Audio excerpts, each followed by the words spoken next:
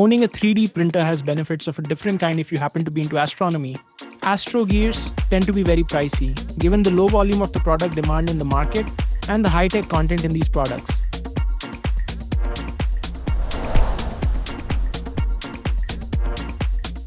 I was looking for a 2-inch diagonal for my refractor telescope and discovered that a good prism diagonal would typically cost 7,000 to 10,000 Indian rupee, hence I decided to make one myself.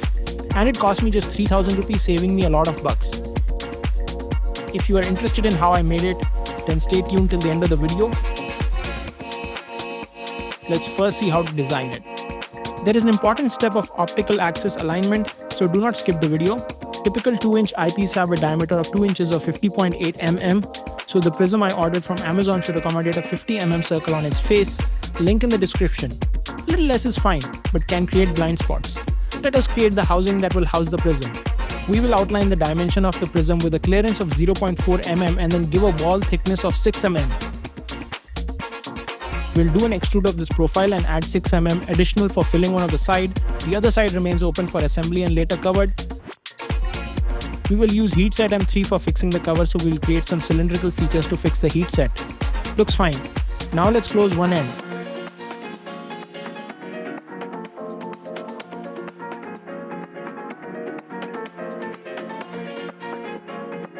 We will now start creating the barrel, which will fix with the telescope optical tube, 2-inch outer diameter with clearance of 51 mm. You can also keep 50.6 mm. Note that this must be fine-tuned with the accuracy of your 3D printer and any shrinkage allowance of the material you are printing. I am using PETG.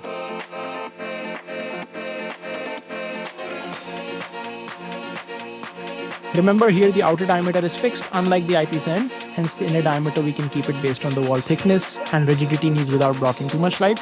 I measured one of my 2-inch eyepiece from GSO and found the optical path to have an inner diameter lower than 40 mm. Hence I kept ID at 43 mm. Now let's extrude it by 40 mm. And then remove the ID from the housing to create the passage for light to enter the prism. Give a bit of chamfer and fillets at the joints to make the part stronger.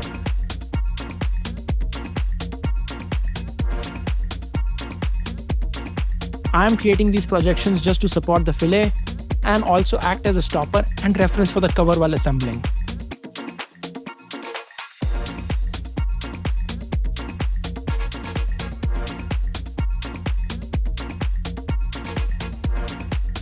Now let's create the eyepiece barrel that will accommodate the eyepiece, and unlike the other side, here the 2-inch plus clearance will be the inner diameter and then add wall thickness for the outer diameter.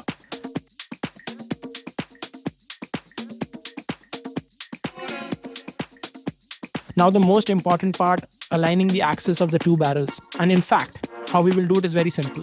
We will first take reference the center axis of the telescope side barrel and then project it straight into the diagonal of the prism. Then, as we are using right angle prism, we will reflect this by 90 degrees and draw the line along this axis. Once these two steps is completed, we can switch the view to the eyepiece barrel side to check the coaxiality. We will do some offset adjustments and then we have a perfect coaxial barrel.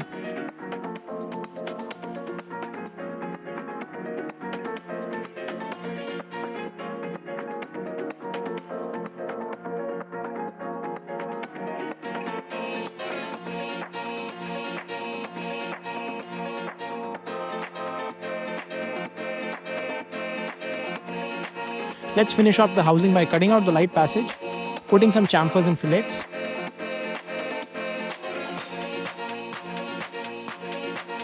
We will make a cavity for the M3 heat set inserts.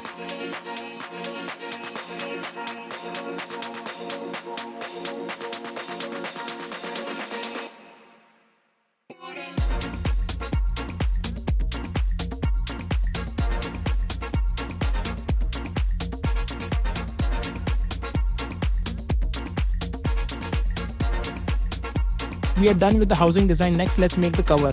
This is fairly easy as we have the outlines already. We just need to project it into a sketching plane and then extrude it.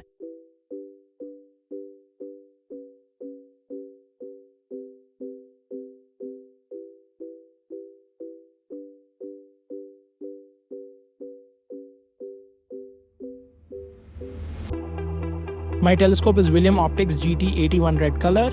and hence let's make the cover in red color to give some extra aesthetic appeal. Let's put the logo of my other YouTube channel, Astro Indie.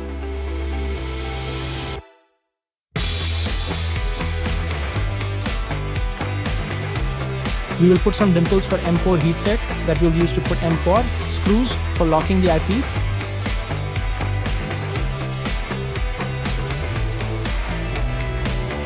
And look at this beauty.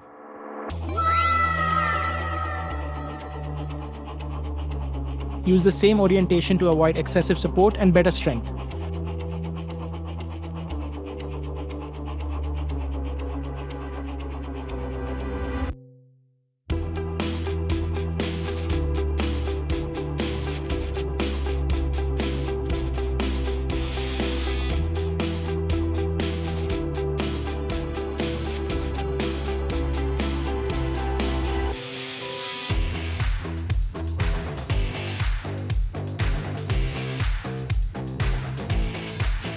We will use our DIY heatset press to set out M4 and M3 inserts.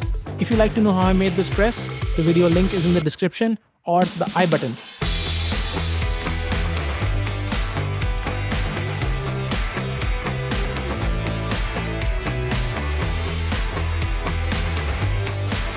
Once this is done, we will clean the prism with isopropyl alcohol and then assemble it onto the housing. Look how perfect it fits.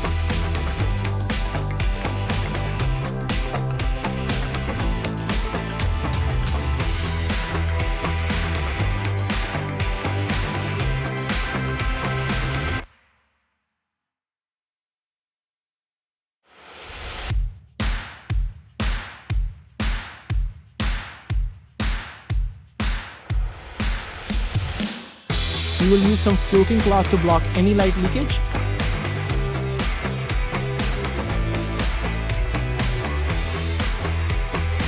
Perfect fit.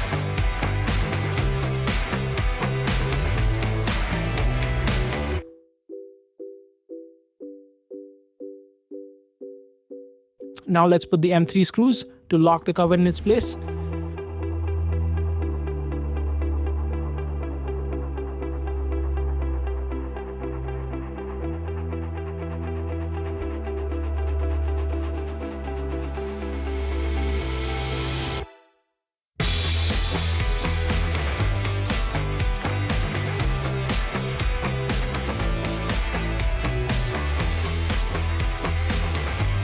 I have a matching logo plate for the other side so that the part's aesthetic look is enhanced and professional. We will glue it permanently and use screws to lock it in place.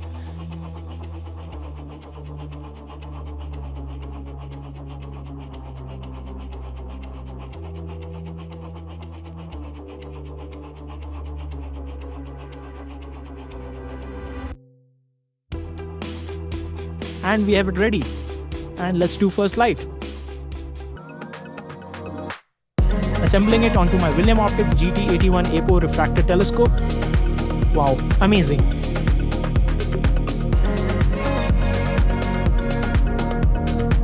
Look at that beauty.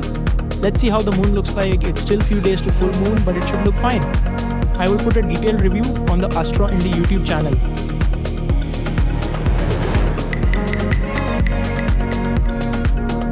Subscribe for such amazing DIY builds and share with your friends. Comment what you would like to see next.